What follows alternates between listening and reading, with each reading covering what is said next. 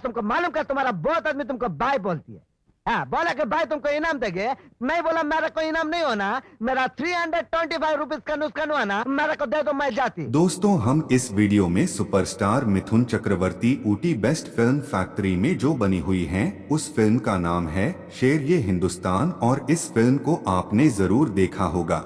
आज मुझे पीने दे जरा, आज मुझे पीने दे। शेर ये हिंदुस्तान फिल्म सन 1998 में बना हुआ है, लेकिन मिथुन चक्रवर्ती का वह साल कैसा गुजरा है आप लोग को शायद ही पता होगा।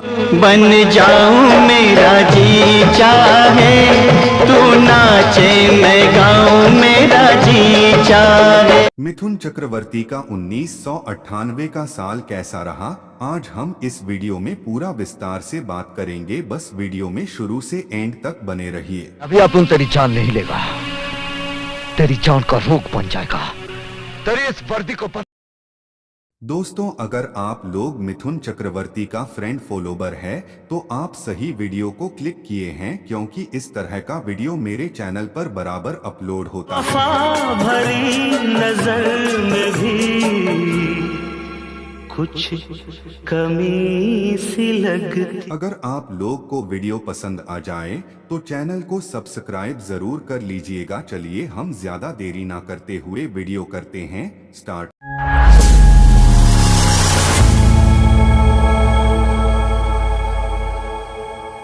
दोस्तों, साल था 1998 का, जब बॉलीवुड अपने बदलते हुए दौर से गुजर रहा था और इस समय तक ज्यादातर ऑडियंस मार धाड़ वाली फिल्मों के अलावा थोड़ी रोमांटिक कॉमेडी और ड्रामा फिल्में पसंद कर रही थी। और इस साल हमें कुछ कुछ होता है प्यार तो होना ही था, बड़े मियाँ छोटे मियाँ प्यार किया तो डरना क्या, दूल्हे राजा जब प्यार किसी से होता है, और दिल से जैसी तमाम फिल्में देखने के लिए मिली थी। लेकिन वहीं 1998 ऐसा साल था, और यहीं पर बात करें, ऊटी फैक्ट्री में एक के बाद एक फिल्में बना रहे थे, और इस समय जहां बाकी हीरो एक साल में ज्यादा से ज्यादा 3 से 4 फिल्में ही बना रहे थे, वहीं मिथुन दा के लिए ये समय ऐसा था जब उनकी एक साल में 17 से 18 फिल्में तक रिलीज हो रही थी। ये मिथुन दा की ऊटी फैक्ट्री में बनने वाली फिल्मों का बिल्कुल पीक समय चल रहा था, और इस समय की एक एक मिनट की कीमत हजारों में थी। और 1995 से लेकर 1999 के बीच में मिथुन दा ऐसे एक्टर बन गए थे जिन्होंने देश में सबसे ज्यादा टैक्स पे किया था, और इससे आप उस समय मिथुन दा की होने वाली कमाई का अंदाजा लगा सकते हैं। तो उनकी ऐसी ही उस समय बैक टू बैक आने वाली फिल्मों में से एक फिल्म थी साल 1998 में आई शेर ये हिंदुस्तान, जो खासकर से अगर आप छोटे शहरों और गांव से बिलोंग करते हैं और आपने वहां पर वीडियो पार्लर में सीडी और वीसीडी पर फिल्में देखी है, तो आपने फिल्म शेर ये हिंदुस्तान भी जरूर देखी होगी। जब गांव में वीडियो पार्लर हुआ करता था और वीडियो पार्लर वाला शहर जाकर मिथुन दा की फिल्मों की 3-4 कैसेट ले आता था, और गांव में मिथुन दा की इन एक्शन फिल्मों का मजा लोग एक साथ बैठ कर लिया करते थे। उस समय फिल्मों के रिव्यू करने वाले ज्यादा नहीं होते थे और लोगों को पता भी नहीं चल पाता था यह फिल्म कैसी है, और फिल्म के अच्छे और बुरे होने का अंदाजा केवल इसके पोस्टर को देखकर और गानों को सुनकर लगाया जाता था। उस समय सीडी के रैपर पर मिथुन दा की जीस फिल्म के ऊपर बहुत ज्यादा मार धाड़ से भरा हुआ पर होता था। उस फिल्म की डिमांड उतनी ही ज्यादा होती थी क्योंकि मिथुन दा का एक्शन लोगों को बहुत ज्यादा पसंद था। मुझे याद है उस समय जब मैंने फिल्म शेर ये हिंदुस्तान की सीडी के ऊपर यह पोस्टर देखा था तो मुझे एक बड़ी ही अलग चीज नजर आई थी। एक्चुअली इसका पोस्टर अगर आप देखेंगे तो इसके पोस्टर में मिथुन दा अपनी नाक में एक नथुनी पहने हुए नजर आते हैं, और उस समय इसका पोस्टर देखने के बाद मैं सोच में पड़ गया था कि आखिर ये नथुनी मिथुन दा ने क्यों पहनी होगी। खैर, उस समय अपने गांव के ही वीडियो पार्लर में मुझे शेर ये हिंदुस्तान देखने का मौका मिला, जिसमें 71,520 लोग थे और एक अंधेरे कमरे में बैठकर एक टीवी पर ये फिल्म देख रहे थे। और उस समय मुझे और बहुत सारे लोगों को यह पूरी फिल्म देखने के बाद सबसे ज्यादा हंसी आई थी उसके क्लाइमैक्स सीन में, जहां गुलशन ग्रोवर का कुंफू स्टाइल में हमें बहुत सारे एक्शन देखने के लिए मिलता है। और उस समय पूरी फिल्म में मैं किसी ने भी एक्सपेक्ट नहीं किया था कि गुलशन ग्रोवर हमें लास्ट में कुछ ऐसे नजर आएंगे। अपने हाथ पैरों को ऊपर नीचे बहुत ज्यादा चलाकर अजीबोगरीब आवाजें निकालकर वो मिथुन दा को एक पंच मारते हैं। और यहाँ पर गुलशन ग्रोवर के जो एक्शन सीक्वेंस लोगों को देखने के लिए मिले उसमें बहुत ज्यादा मजा आया। और इसके कई साल बाद जब मैंने फेसबुक के एक वीडियो में गुलशन ग्रोवर के इसी एक्शन का मजाक बनते हुए देखा तो मुझे याद आया कि गुलशन ग्रोवर की ये सीन देखने के बाद तो उस समय भी हम लोग बहुत ज्यादा हंसे थे। फिल्म शेर ये हिंदुस्तान के बारे में एक खास बात ये थी कि ये फिल्म उस समय मात्र 28 दिन में बनकर कंप्लीट हो गई थी। मतलब मात्र 28 दिनों में ये फिल्म बनकर कंप्लीट हो गई और रिलीज भी हो गई थी। नहीं तो जेनरली उस समय में था कि 40 से 45 दिनों में बनकर कंप्लीट होती थी और रिलीज होती थी, लेकिन उस समय फिल्म शेर ये हिंदुस्तान इतने कम समय में बनकर रिलीज हो गई थी। ये रिकॉर्ड ही बन गया था। फिल्म में शेर ये हिंदुस्तान को डायरेक्ट किया था टी.एल. भी प्रसाद ने, जिन्होंने उस समय मिथुन दा के साथ में लगभग 6 से 7 साल के अंतराल में 25 से भी ज्यादा फिल्में बनाई थी। और उस समय किसी एक हीरो के साथ में बैक टू बैक कितनी सारी फिल्में बनाने के लिए टी.एल. भी प्रसाद का नाम लिम्का बुक ऑफ रिकॉर्ड्स में दर्ज किया गया है। आगे चलकर टी.एल. भी प्रसाद ने अपने एक इंटरव्यू में बताया कि उस समय फिल्म कुछ ऐसे बनाया करते थे, जब वो एक फिल्म की शूटिंग कर रहे होते थे तो उसी समय वो दूसरी फिल्म की कहानी लिखा करते थे और उनकी एक फिल्म एडिटिंग स्टेज पर होती थी। मिथुन दा के साथ उन्होंने फिल्म शेर ये हिंदुस्तान के अलावा कालिया, चंडाल, हत्यारा, गंगा की कसम, बेनाम, आग ही आग से रहा और सुल्तान जैसी कई फिल्मों में काम किया है। और साल 1998 में टी.एल. भी प्रसाद ने शेर ये हिंदुस्तान को बहुत ही कम समय में लगभग 28 दिनों में कंप्लीट कर लिया था। आभा फिल्म्स के बैनर तले इसको प्रोड्यूस किया था राजीव बब्बर ने और इसमें हमें नजर आए थे मिथुन चक्रवर्ती सांघवी, हेमंत बिरजे, गुलशन ग्रोवर, गैविन पैकर्ड, पुनीत सरतेज सप्रू और हेमंत रावण। इसका म्यूजिक एल्बम कंपोस्ट किया था आनंद और मिलिंद की जोड़ी ने और इसमें टोटल 5 गाने रखे गए थे।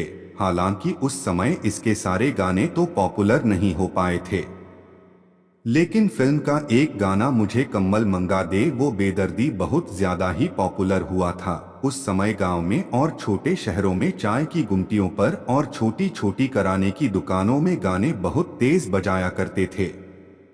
इसके अलावा और बाकी गाने थे डाकिया बाबू डाकू है, पक्का छुई मुई, चिकने चिकने गाल और वो जा रही है। गानों में आवाजें थी अभिजीत पूर्णिमा, सपना मुखर्जी और विनोद राठौड़ की। एक नजर डालें अगर इसके बजट और बॉक्स ऑफिस कलेक्शन के ऊपर तो उसका बजट रखा गया था लगभग 2 करोड़ 20 लाख रुपए और उस समय इंडिया में उसने लगभग 3 करोड़ 20 लाख रुपए का कलेक्शन किया था और वर्ल्ड वाइड में लगभग 5 करोड़ 50 लाख रुपए का कलेक्शन किया था।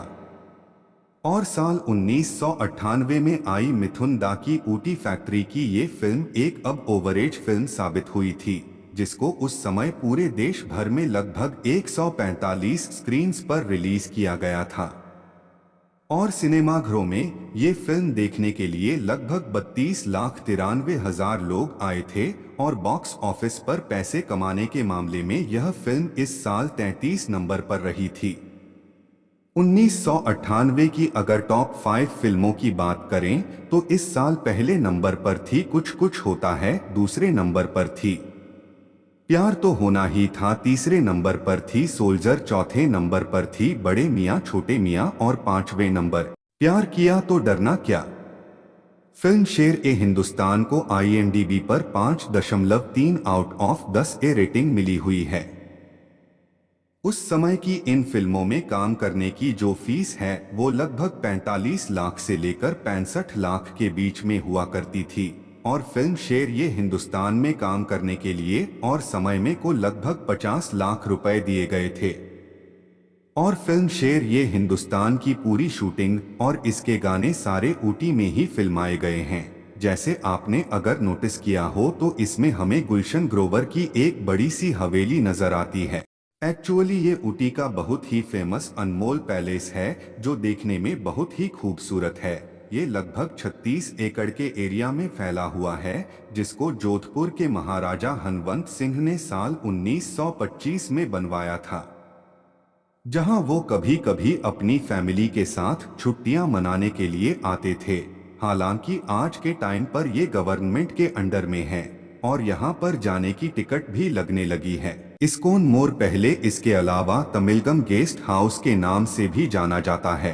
और अगर आपने साल 1994 में आई सलमान खान और माधुरी दीक्षित की फिल्म हम आपके हैं कौन देखी है तो इसमें हमें सलमान खान का जो घर दिखाया जाता है वो एक्चुअली यही घर है। इसी तमिल गेस्ट हाउस के बाहर सलमान खान की पूरी फैमिली क्रिकेट खेलते हुए और धिकताना गाना गाते हुए नजर आती है।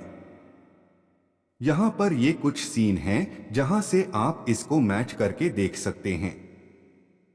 इसके अलावा फिल्म शेर ये हिंदुस्तान के एक गाने मुझे कम्मल मंगा दे वो बेदर्दी को ऊटी में ही नीलगिरी माउंटेन की सबसे ऊंची बेटा पर फिल्माया गया है। और यहाँ पर हमें जो स्ट्रक्चर नजर आ रहा है जहाँ पर मिथुन चक्रवर्ती अपनी घटिया रख के डांस कर रहे हैं, एक्चुअली ये डोडा बेटा पीक पर स्थित टेलीस्कोप हाउस है जहाँ पर हमें नीचे की बहुत ही खूबसूरत लोकेशंस देखने के लिए मिलती है। और अगर आप मिथुन दा की फिल्म है और उनके गाने देखने के बहुत ज्यादा शौकीन हैं और इनको बड़े ही ध्यान से देखते आए हैं तो आपने बिल्कुल सेम इसी जगह को मिथुन चक्रवर्ती की फिल्म जल्लाद की एक गाने चनाई चुन चुन में भी देखा होगा जहां मिथुन चक्रवर्ती और रंभा हमें डांस करते हुए नजर आते हैं और ये उनके बैकग्राउंड में हमें नजर आता है। इसके अलावा फिल्म के गाने छुई मुई को कुन्नूर टी गार्डन में फिल्माया गया है। फिल्म शेर ए हिंदुस्तान में दिखाई गई कहानी बहुत ही सिंपल सी थी और ये लगभग हर फिल्म की कॉमन ही कहानी थी, जहां उस समय मिथुन दा की ज्यादातर फिल्मों में उन्हें पुलिस इंस्पेक्टर का रोल ही दिया जाता था, जो एक ऑनेस्ट पुलिस ऑफिसर होते हैं और ऐसे गुंडों से लड़ते हुए दिखाई देते हैं। एक्चुअली मिथुन दा की बॉडी और पर्सनैलिटी को थी कि पुलिस की वर्दी उनके ऊपर बहुत अच्छे से सूट करती थी और उनकी ऊटी फैक्ट्री की बहुत सारी फिल्मों में मिथुन दा हमें पुलिस वाले बने हुए ही नजर आते हैं। इसके अलावा फिल्म शेर ये हिंदुस्तान में हमें पुनीत शर्मा मिथुन चक्रवर्ती के पिता बने हुए नजर आते हैं। लेकिन अगर रियल लाइफ में देखा जाए तो मिथुन चक्रवर्ती पुनीत शर्मा से लगभग 9 साल के बड़े हैं और इन दोनों के बीच में ये एज गैप हमें फिल्मों में भी साफ साफ समझ में आता है। जहां मिथुन चक्रवर्ती पुनीत शर्मा के बेटे तो नहीं लग रहे होते हैं, लेकिन फिर भी उस समय मिथुन चक्रवर्ती की ऊटी फैक्ट्री के कुछ एक्टर बिल्कुल ही फिक्स है, जैसे पुनीत शर्मा, हेमंत बिरजे, गुलशन ग्रोवर और 30 हमें बहुत सारी फिल्मों में नजर आए हैं। उस समय इन फिल्मों को शूट करते टाइम पर बहुत ज्यादा रेट एक्स नहीं लिए जाते थे। उस समय कोशिश ये होती थी कि ज्यादातर सीन या तो एक टेक में या 2 टेक में ही कंप्लीट किया जाए, क्योंकि उस समय मिथुन दा बहुत ही बिजी एक्टर थे और एक साथ में 3 से 4 फिल्मों की शूटिंग किया करते थे। और उस समय मिथुन दा ने अपने इसी बिजी शेड्यूल के चलते एक स्पेशल वैनिटी वैन भी बनवाई थी, जिसमें खाने पीने और सोने की बिल्कुल पर्याप्त व्यवस्था थी और उस समय एक ही दिन में 3 से 4 अलग अलग फिल्मों के लिए शूटिंग करता था और उन फिल्मों में अपने कैरेक्टर को याद रखना और बिल्कुल वैसे ही एक्टिंग करना काफी चैलेंजिंग होता था। लेकिन मिथुन दा बेहतरीन एक्टर थे और वो इन सारी फिल्मों की शूटिंग एक साथ कर लिया करते थे। यहाँ तक कि उस समय मिथुन चक्रवर्ती के बेटे मिमोह और महाक्षय चक्रवर्ती भी ऊटी में ही रहते थे और उस समय मिथुन दा का शेड्यूल इतना ज्यादा बिजी होता था कि कई बार वो अपने फिल्म के लुक में ही अपने होटल आते थे। और उस समय मिथुन चक्रवर्ती के बेटे नमाशी चक्रवर्ती काफी छोटे थे और वो हर रोज अपने पिता को अलग अलग कपड़ों में देखा करते थे। तो उस समय नमाशी चक्रवर्ती को ये लगता था कि पता नहीं उनके पिता हर रोज अलग अलग काम कैसे करते हैं। हालांकि बाद में जब वो थोड़ी बड़े हो गए तो उन्हें पता चला कि उनके पिता एक्टर हैं और कितने लोग उन्हें पसंद करते हैं। फिल्म शेर ये हिंदुस्तान के क्लाइमैक्स में हमें गुलशन ग्रोवर के जो कुंफू कराटे दिखाए जाते हैं, एक्चुअली गुलशन ग्रोवर के नो फाइट सीक्वेंस का आज बहुत ज्यादा मजाक बनाया जाता है। इसके अलावा इसके अगर कुछ और सीन आप ध्यान से देखेंगे तो हमें छोटी छोटी गलतियां भी नजर आती है। जैसे यहाँ पर इस सीन में मिथुन चक्रवर्ती को गुंडे मारते हैं, लेकिन यहाँ पर पीछे जो एक्टर हैं उन्हें यहाँ पर थोड़ी सीरियस रिएक्शन देना था, लेकिन मिथुन चक्रवर्ती की एक्टिंग देखकर उनकी हंसी निकल गई और इस सीढ़ियां सीन में भी वो हमें थोड़ी मुस्कुराते हुए नजर आते हैं। इसके अलावा इस सीन में आप देखिए जहां पर गुलशन ग्रोवर के ये चारों बेटे पुलिस स्टेशन में जाते और ये चारों मिथुन चक्रवर्ती के सामने खड़े होते हैं और यहाँ पर हमें थोड़ी डायलॉग बाजी सुनने के लिए मिलती, लेकिन यहाँ पर शूटिंग के टाइम पर एक सीन में डायलॉग से थोड़ी में हो गए थे। डायलॉग्स को बाद में अलग से डब करके ऐड किया गया था। जैसे इस सीन में आप देखिए जहां पर हमें बैकग्राउंड में एक डायलॉग तो कोई बोलता हुआ नजर आता है, लेकिन इनमें से किसी के होंठ नहीं हिल रही हैं। इस तरह की छोटी छोटी गलतियां हमें फिल्म शेर ये हिंदुस्तान के कई सीन्स में नजर आती है। एक्चुअली उस समय ये ट्रेंड था कि मिथुन दा की लगभग हर एक फिल्म में मैं किसी ना किसी नई नई हीरोइन जैसे साउथ इंडियन एक्ट्रेसेस को साइन किया जाता था और वो एक या दो फिल्मों में मिथुन दा के साथ में काम करने के बाद हमें दोबारा कभी नजर ही नहीं आती थी। तो कुछ ऐसा ही उस समय सांघवी के साथ में था, जिन्होंने इसके पहले बहुत सारी तमिल तेलुगु फिल्मों में काम किया था और शेर-ए हिंदुस्तान सांघवी के कैरियर की पहली हिंदी फिल्म थी। हालांकि शेर-ए हिंदुस्तान के अलावा सांघवी भी हमें साल 1998 में ही हिंदी फिल्म जुल्म-ओ-सितम में भी स्पेशल अपीयरेंस में नजर आई थीं। लेकिन इसके बाद सांघवी ने भी इन्हें किसी और हिंदी फिल्मों में काम नहीं किया है। इसके अलावा जानी मानी एक्ट्रेस मधु इसमें हमें एक आइटम नंबर डाक या बाबू डाकू है पक्का पर डांस करती हुई नजर आती है। उस समय मधु की साल 1999 में आनंद साहस से शादी हुई थी और उस समय अपनी शादी के बाद मधु ने फिल्मों में काम करना बंद कर दिया और उसके कई साल बाद वो हमें आगे चलकर साल 2011 में आई फिल्म टेल मी योर खुदा में नजर आई थी। तो दोस्तों ये तो बात हुई मिथुन दा की फिल्म शेर ये हिंदुस्तान से जुड़े बहुत सारे अननोन फैक्ट्स के बारे में। आपको मिथुन दा कैसे लगते हैं और 90s में आई उनकी ये फिल्म आपको कैसी लगी थी, हमें कमेंट सेक्शन में जरूर बताना। और वीडियो पसंद आ गया है तो चैनल को सब्सक्राइब जरूर कर लीजिएगा। हमें दीजिए इजाजत, फिर मिलते हैं नेक्स्ट वीडियो में। तब तक जय हिंद जय भारत।